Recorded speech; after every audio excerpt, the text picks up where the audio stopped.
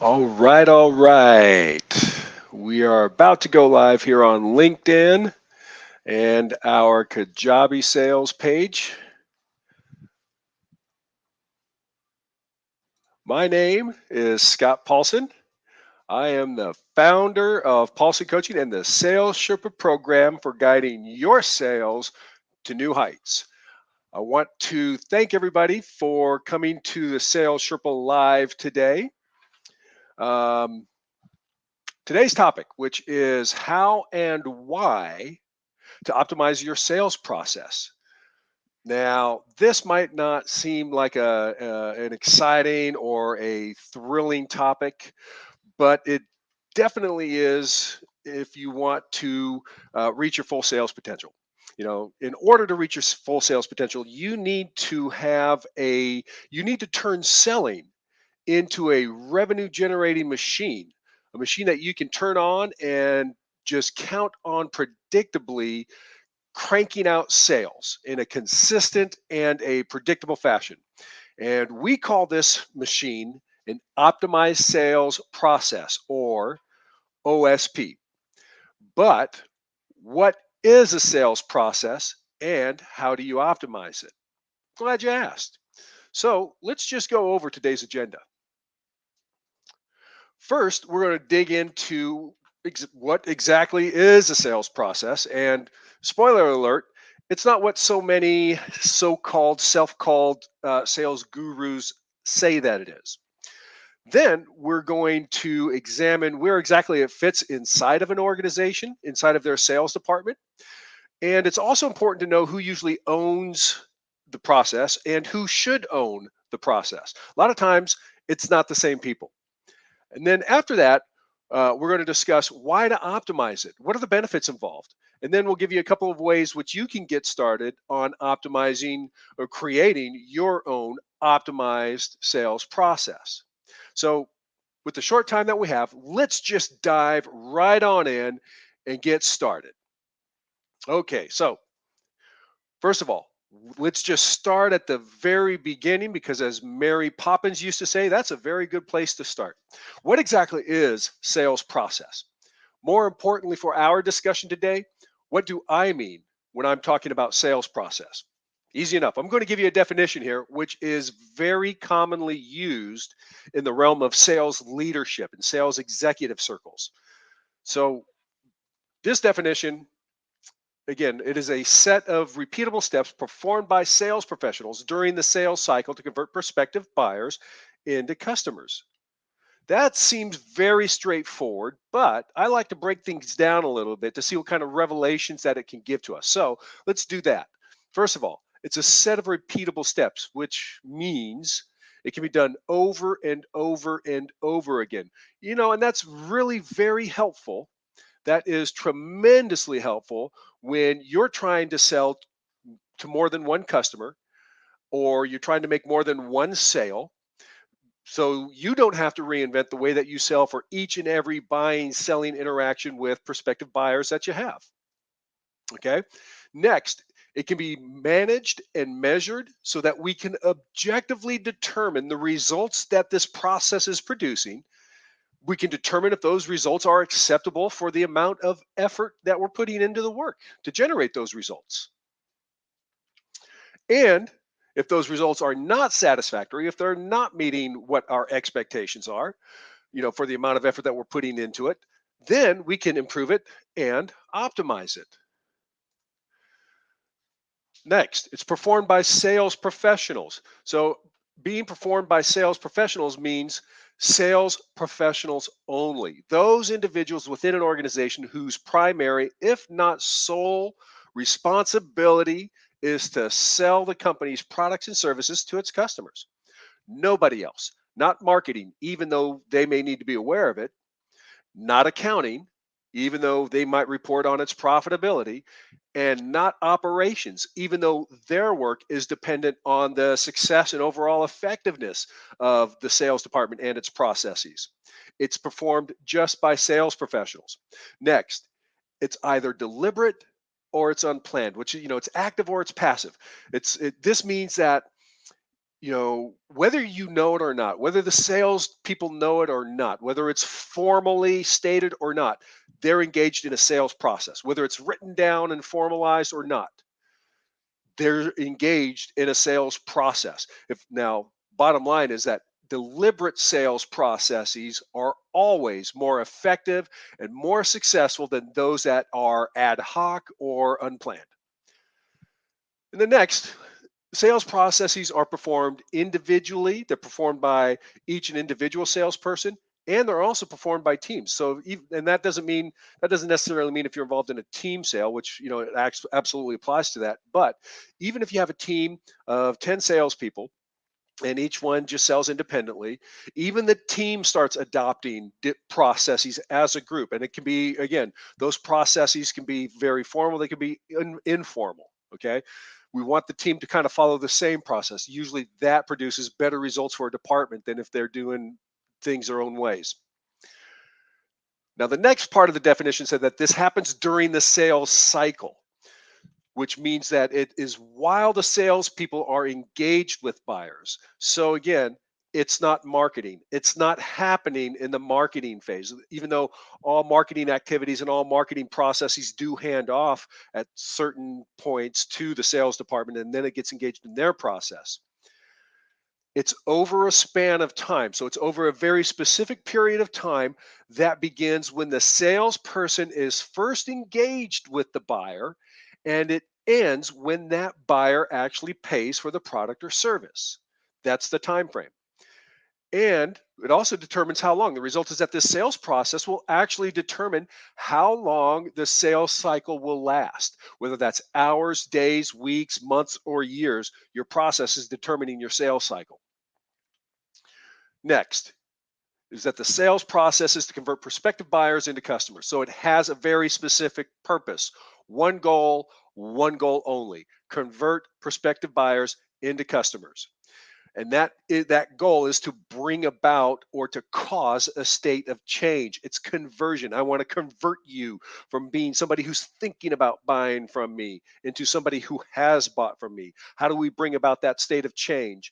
And that change results in a business relationship between the company and the customers. All right, I know that's a lot to unpack, and we did it very quickly. And I hope you did get some form of revelation out of there about what this process does. But at the very least, it starts bringing us to this next question, which is, where exactly does sales process fit inside of an organization? Okay. Now, let's start with an overview of your buyer's journey. And we use the traditional AIDA marketing model because it is a better fit for sales than the three-stage ACD model. Generally speaking, as you can see here, it consists of 4 stages.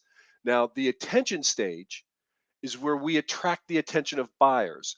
This is usually tied directly to their awareness of a problem that they have, or some kind of need that they have, or some kind of opportunity that they want to take advantage of. Now, and then our product and service comes into their awareness in relation to that. But once the buyer is aware that our product or our service exists and that it might have some kind of application to their problem or help them with some kind of opportunity, then they move into the interest phase. This is where their interest and their curiosity is piqued, and we have to keep it, and we have to build on it. We have to increase it. Now, from there, that buyer moves from the this I like it interest phase into the desire phase, which is I want it, I gotta have it. And then finally, the ultimate goal in this buyer's journey is to move that buyer into action, to compel them into action, and to actually buy that product or the service. Now, this is what a lot of the self-proclaimed sales gurus will call a sales process, but they are wrong. They are very, very wrong. This is not a sales process. This is a buyer's journey, and you're going to see why here in just a moment. We're going to look at what a sales process actually is. This is a very simplistic sales process. Now, you'll see that this does not map out how that buyer interacts with the company in great detail, but you can tell that the stages of this process do correspond to the buyer's journey. You see at the very beginning, lead generation is very hand in glove with the attention phase of the buyer's journey. In the interest phase, that's where we start qualifying that customer, maybe a marketing qualified lead as they download forms or get information or attend a webinar. And then in that desire phase, they move from marketing qualified lead maybe into a sales qualified lead as they go to a presentation, an actual demo, or maybe a sales diagnostic call, which you'll hear about at the very end of this presentation. And then that desire phase is culminated when the seller has to maybe handle some resistance, or what we like to call overcoming objections. And then lastly, in that action phase, there's closing. Are they buying it? Are they not buying it? And then there's also customer retention, which then becomes the handoff into customer service and other phases of the company's organization. So what we have here is where the sales gurus get confused. This is an actual sales process, or what one might look like. This happens to be one that we actually mapped out for one of our clients.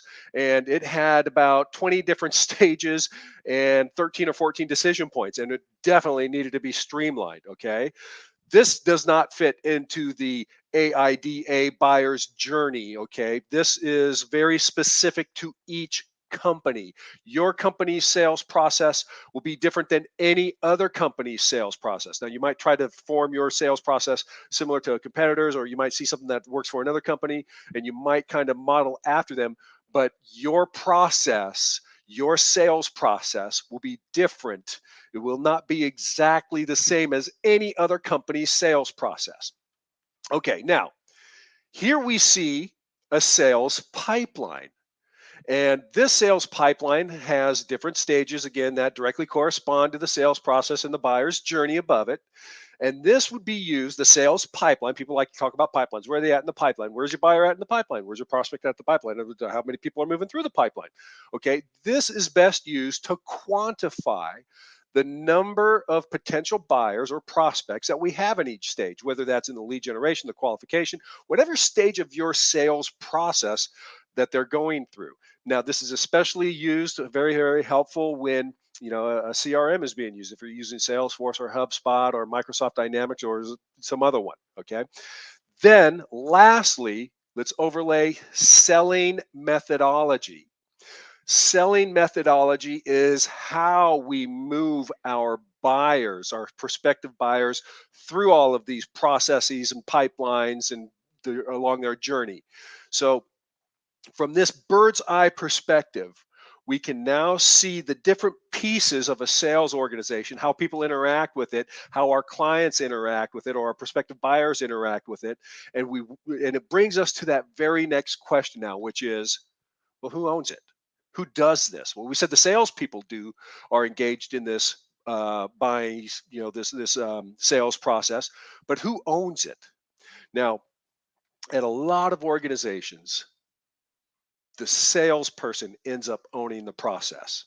And it's true, a great salesperson can make a huge impact on a company's sales.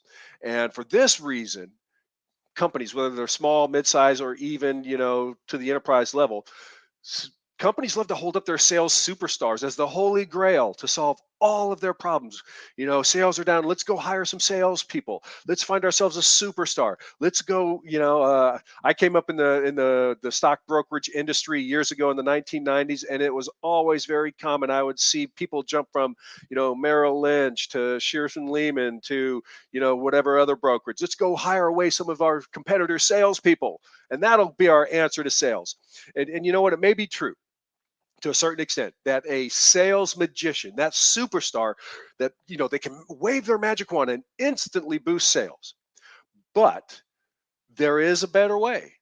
And when we focus on sales process and a company owned sales process, instead of focusing on getting sales people, it is a better, more reliable, and eventually in the longer run produces more revenue for companies, especially if they're small and mid-sized companies. It's the best way for them to boost sales and to increase performance over the long run.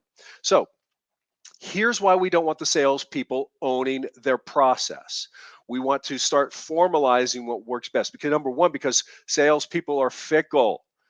I can say this. I've been in sales almost 30 years now, and most salespeople like me were ADD, coin operated, and we chase the shiny things.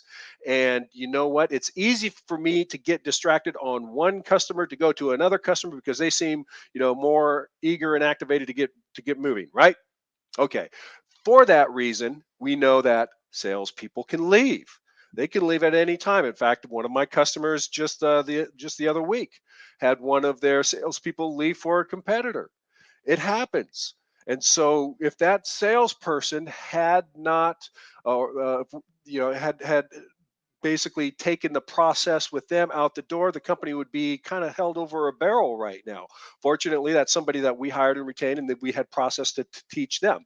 So, owning and controlling your sales process as a company owner is far better. It feels much, much better than the feeling of being held hostage to your sales superstars. Now, if you're an independent contractor, consultant, something, or solopreneur, you definitely want to formalize your process. You own it. You are the company. You own it, and because you own it, you are the company. The company owns it too. Also, we want to, you know, we want to capture the best way of selling your company's products and services. There's usually one best way to sell your products and services, and it is not the same way as your competitors. It may be similar to it, but it won't be exactly the same. And it's definitely not the same as people in other industries. Okay. It'll be different than the way that any other company sells their products or services. So by gathering all of these best practices from your salespeople, and combining them into a single process, many of the problems and bad habits that salespeople practice are eliminated. So if you can give them a dance card of the steps to follow, it'll make sure, help ensure that they're not practicing bad habits at different bad sales habits along the way. Also, people cannot be replicated. It would be nice if I could take my top sales superstar, put them in the duplicator machine, and crank out 10 of them right away. But we can't. So, but in the absence of that, we can absolutely repeat process. Process can be repeatable. Now, by that same token, people are not transferable. Average salespeople typically cannot figure out the best of breed sales process on their own. And so we can't take the skills out of any top performer and just kind of duplicate those and put them into an average performer. But what we can do as an organization is we can give all salespeople the best way to sell. And when we do that, many problems will be eliminated and a lot of lost deals will be eliminated as well. Talented people are expensive. A talent based sales system can be expensive. And if you don't have budget to go and hire away the competition's greatest superstars to start poaching salespeople, then you've got to figure out something else. A process driven system can effectively utilize average salespeople to sell more and to perform at higher levels. If you give them the best way to sell and the best tools to sell, their performance will go up and they'll be well along the way into becoming those top performers. Now, people don't always share. We'd like to say that, hey, we're all on the same team, we're all working for the same company, we're trying to get the same result, we're all just trying to get along here. But you know how it is in the bullpen, how it is in the sales den. There can only be one top performer, and a lot of times those top performers, they like being the top performer, they like being called the top performer. We're pretty competitive people in general. And I don't want to say that top performers are selfish, but you know what, as competitors, they they kind of hold on to some of their best tips and tricks, and they don't necessarily give them out. And if you have a training program, a sales training program, you definitely don't want your sales people, your top salesperson, training the average salespeople, because when they're doing that, they're being taken away from sales. Okay, so with all of that, a process will definitely help those who are new to learn the better ways. People don't always improvise. Now, when we're forced to map out the details and the intricacies of a sales process, holes are exposed. Holes in marketing are discovered. Dead ends are uncovered. Now, our experience shows that most companies have at least 5 holes or dead ends in their sales process. Now, that is that the prospect, you've moved a prospective buyer to a certain level, to a certain area in the process, and they need some kind of information, or they need some kind of marketing material, or they need some kind of logical next step. However, it might not formally exist. Now, this puts your salespeople on the spot to do, some serious kind of tap dancing, to improvise.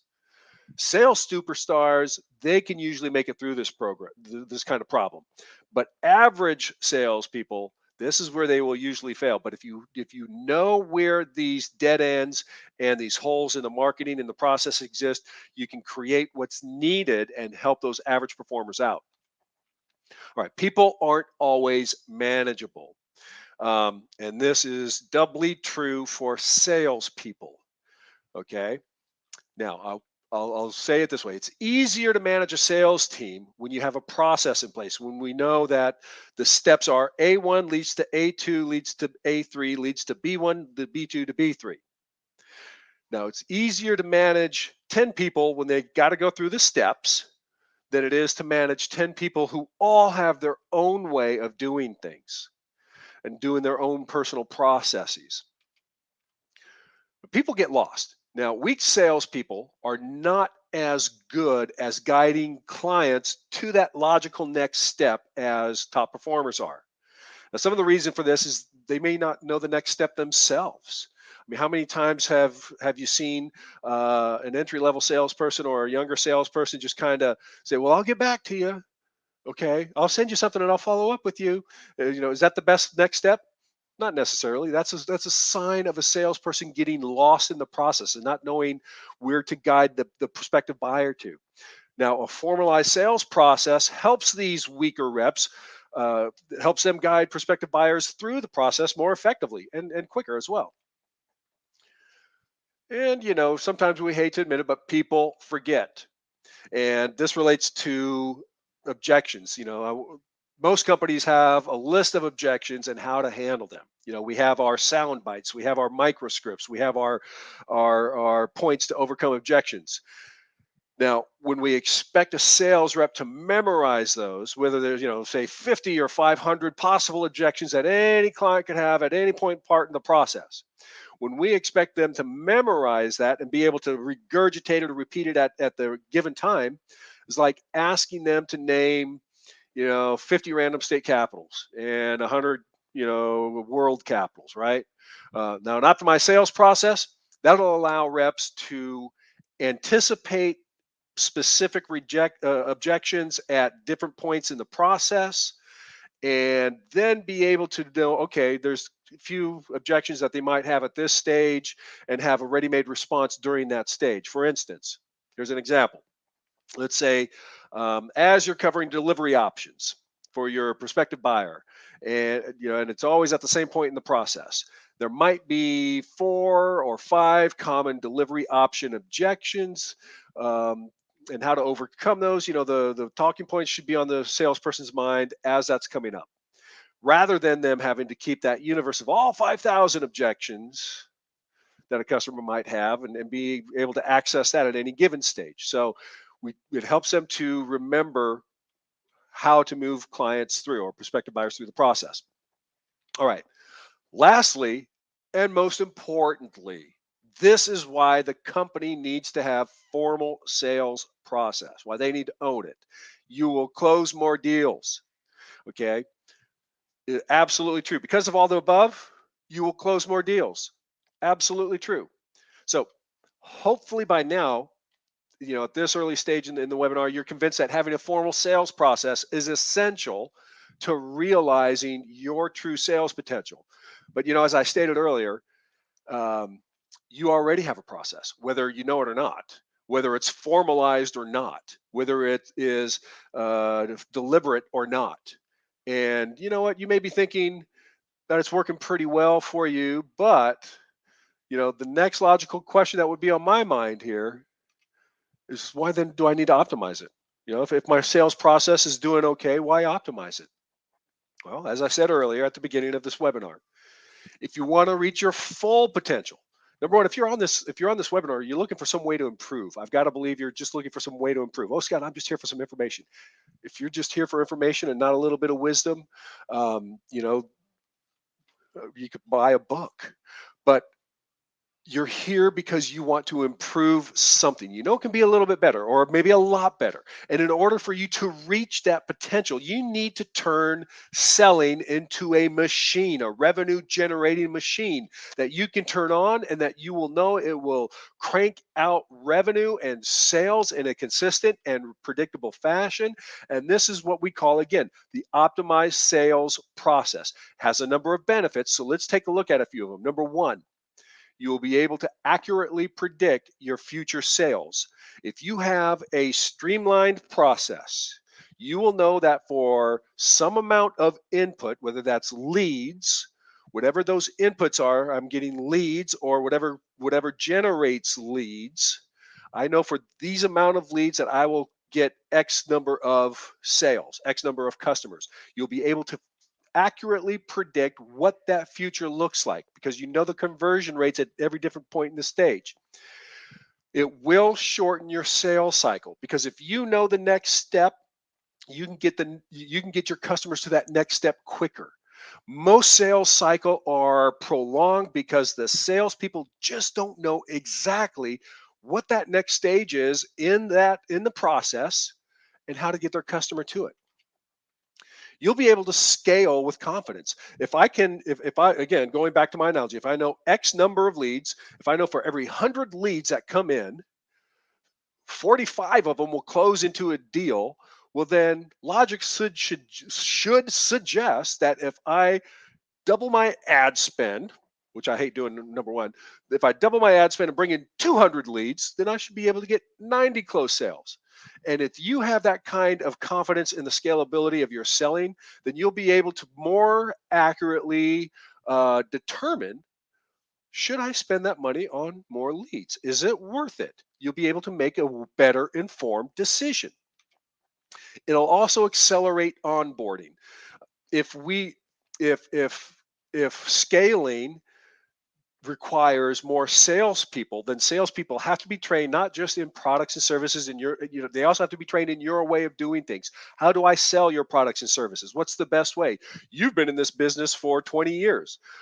You ought to know how to sell, your products and services and the best way to do it, and not have to leave salespeople on their own to figure it out. So they will actually accelerate it. They'll ramp up times will get real quick.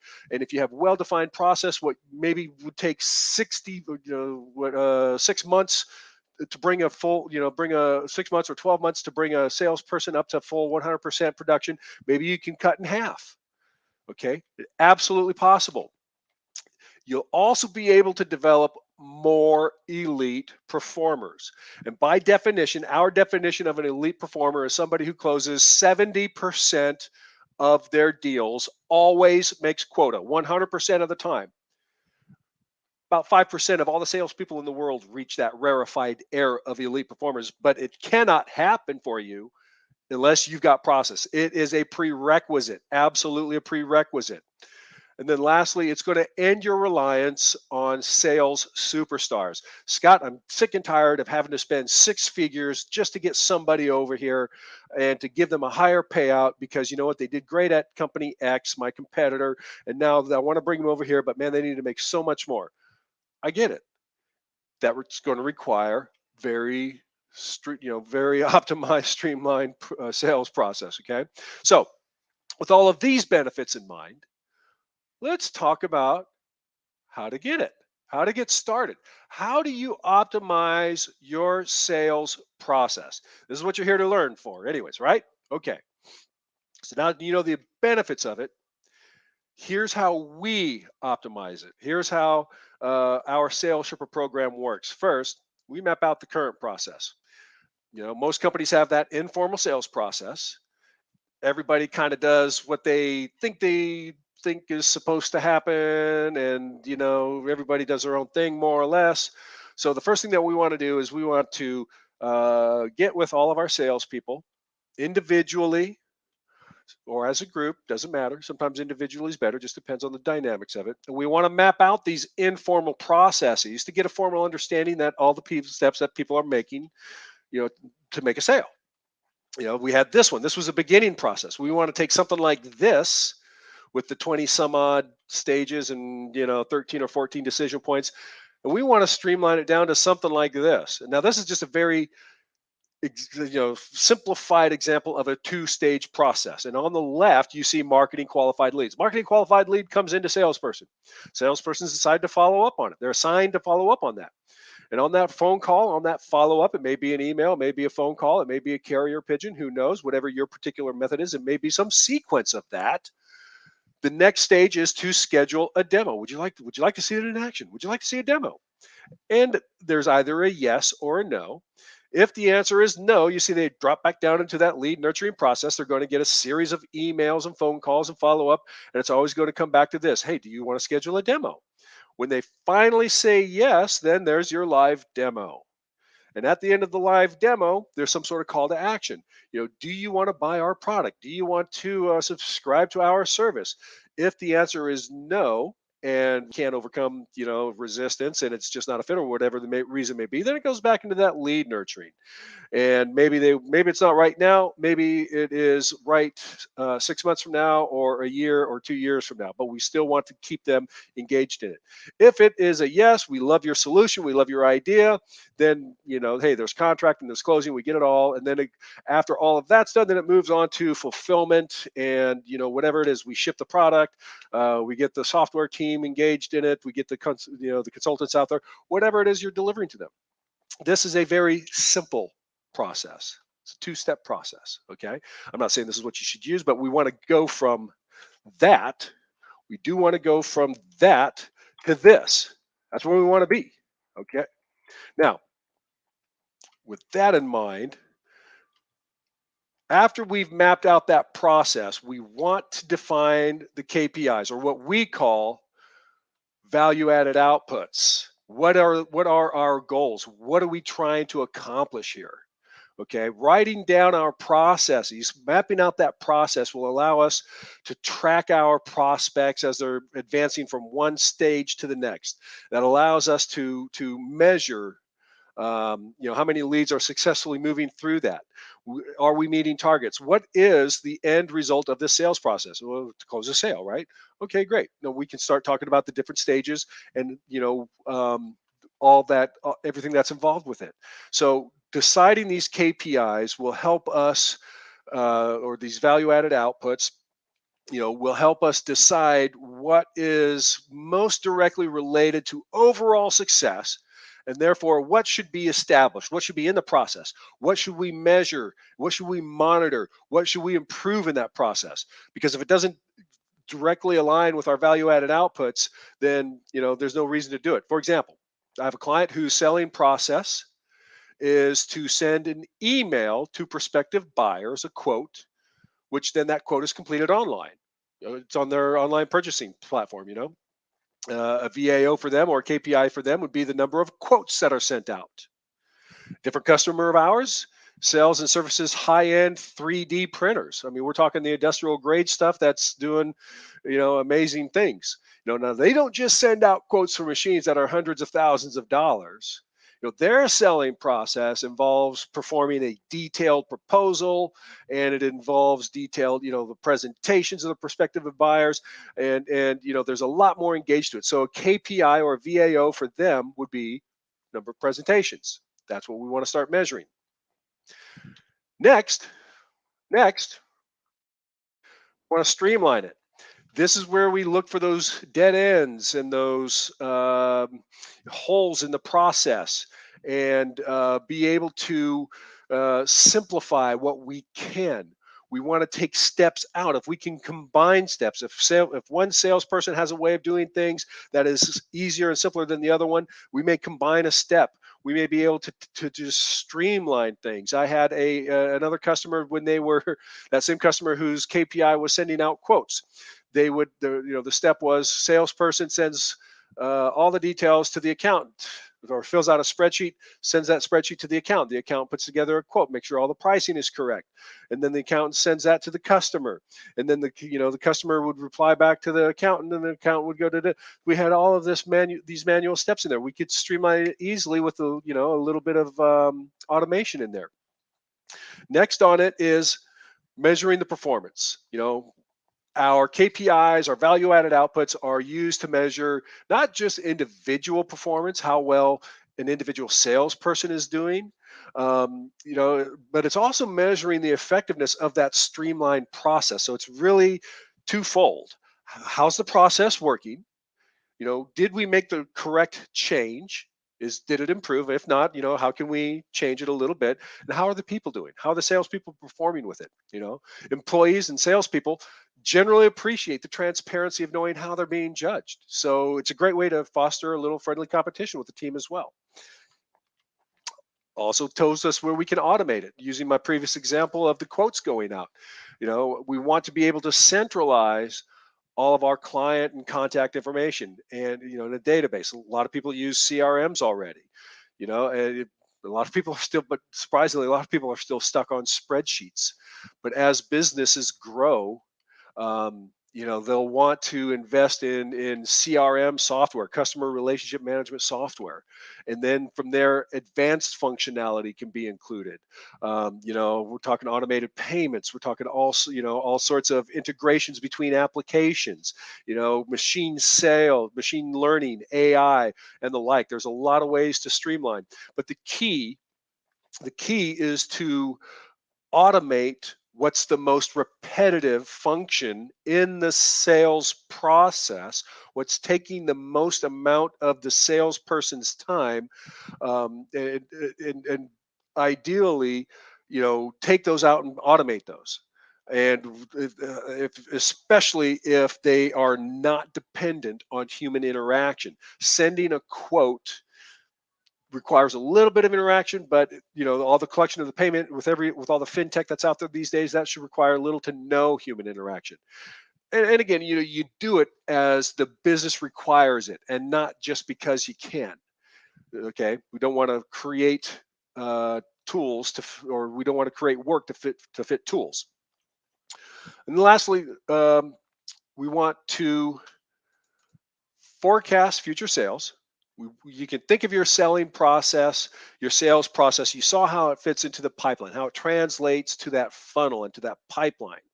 And by being able to accurately measure conversion rates at every step of that pipeline, you'll be able to determine, again, the inputs that you need to achieve a given sales goal.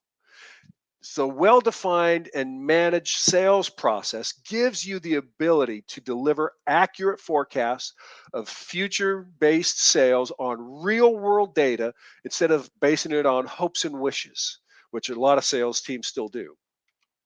Lastly, but again, not of least importance, after you've mapped out your processes and established the forecast, it becomes simple enough to increase your sales. You can calculate that to get X number of sales, that you're going to need to spend Y amount of money to get the leads or the prospecting calls or the pay-per-clicks, to get those leads into the pipeline. However, you might be better served working to optimize existing processes, which can usually be done by increasing your average order size. Sell more stuff. Consider offering volume discounts, things of that nature, or improving your conversion rate. Improve the win rate before you start thinking about spending more money on leads, on lead generation. Examine the win rate. What's the percentage of deals that salespeople are closing? Is it 10%, 20%? Elite performers, the top 5% of all salespeople in the world, close about 70% of their deals. They do. Okay. Top performers, that next tier, You're closing about 60%. Average sales people are closing 40%.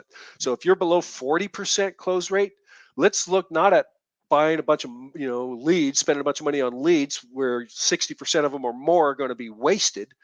Let's focus in on how do we improve that win rate. It might be in the process, it might be in the skill set, right? All right. Simple enough, right?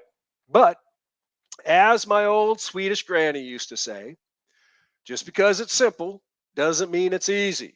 So, what we want to do for you is start talking about how to implement this. And there are four ways that any change can be implemented into your business, whether you're a solopreneur, independent consultant, small, mid-sized business, or you're an enterprise organization. There are four ways that you can do this.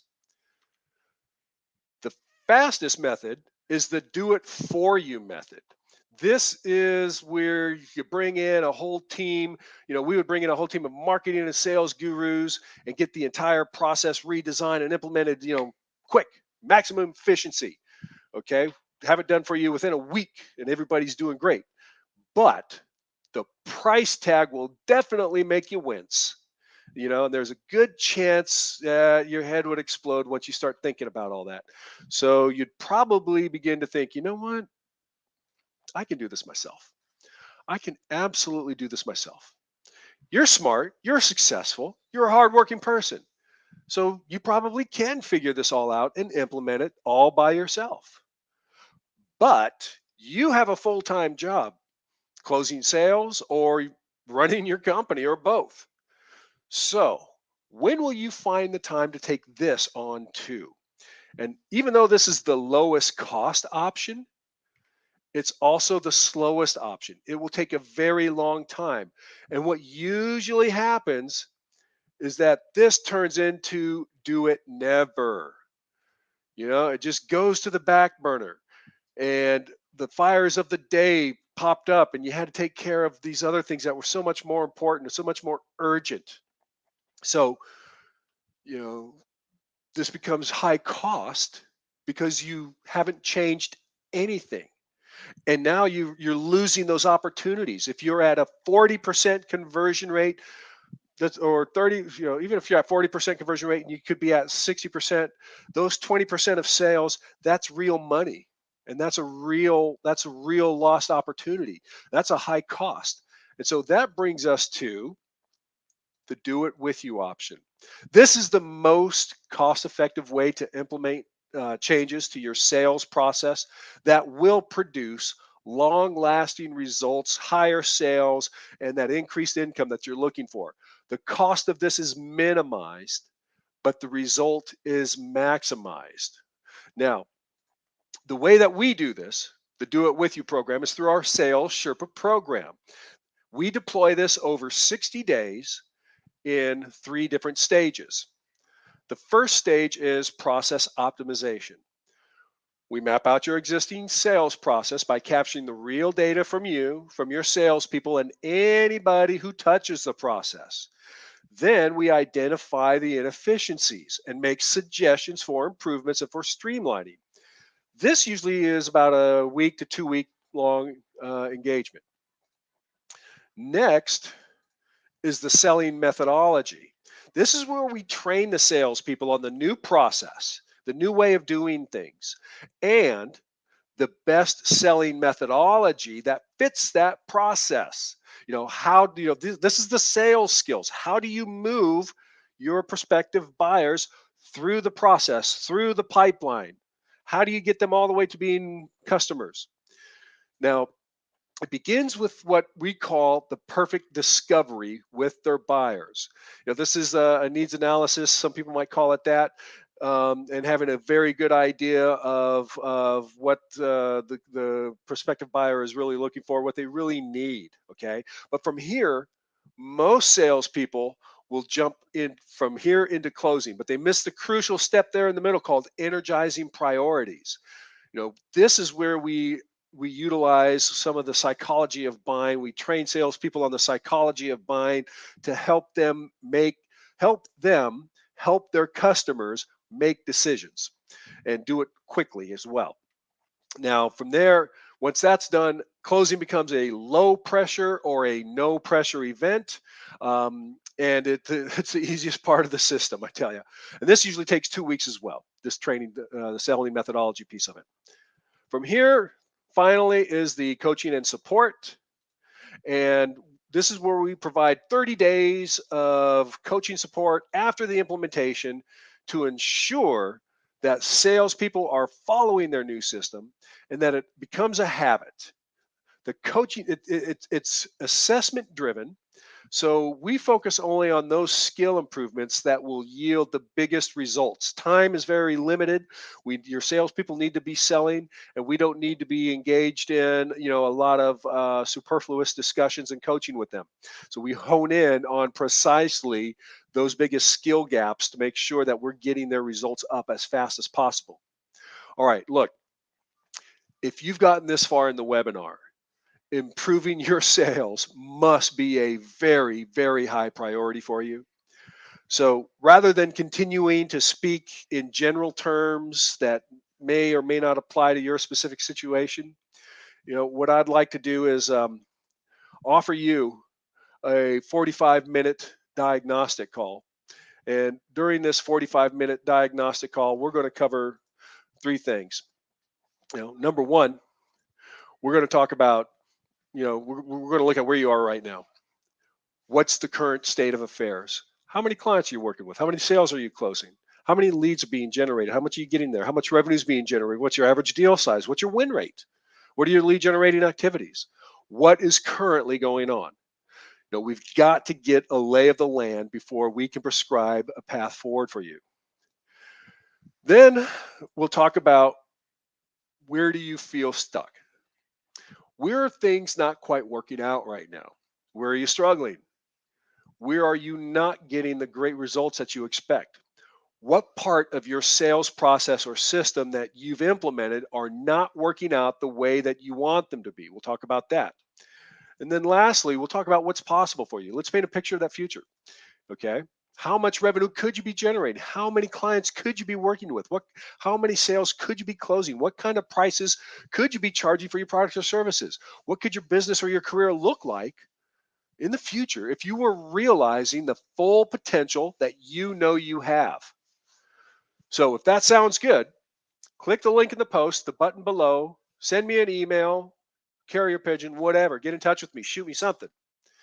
Grab a time on my calendar so that we can make sure that this is a good fit for both of us.